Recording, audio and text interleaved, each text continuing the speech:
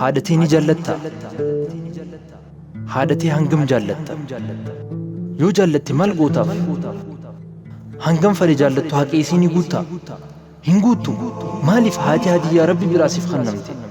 Yoomiyyuu haqee isiitiin kafaleettee duudatti ba'attee hajjii geessitullee hanga isiin garaa isii keessa si ba'atte san hin guutu. Obboleettii tiyya, obboleessa kiyya, seenaa tokko na wajjin ilaala. Gurbaan Falastiin irraa ta'e tokko guyyaa eebbisa isaa haati isaa gammachuudhaan ilillii fiddee fi waltajjii gubbaa irratti isaan badhaasuudhaaf gizee wajjin ol baatu. Yeroo kana eeddoonni waltajjii haadhi isaa tan haalaa fi amala gaarii irra guddifte tan addunyaa fi waan addunyaa irra jiru hunda caaltuuf tana ol baasuu dhoorkan.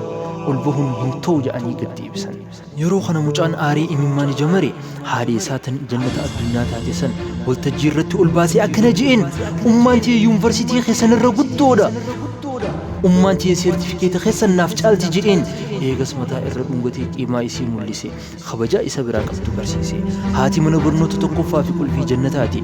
Haadha Tee jabeessi, haadha Tee jabeeffadhu, haadha Tee ittiin booni, haadha Tee ittiin dhaadadhu. Haadha Tee yoo khasaarte khasaaraan sanii olii hin jiru. Haadha Tee ittiin boonii boonsisi. Nama haadha isaa gammachiisu Rabbiin baallama seeneef mindaa guddoo Rabbi biraa qaba.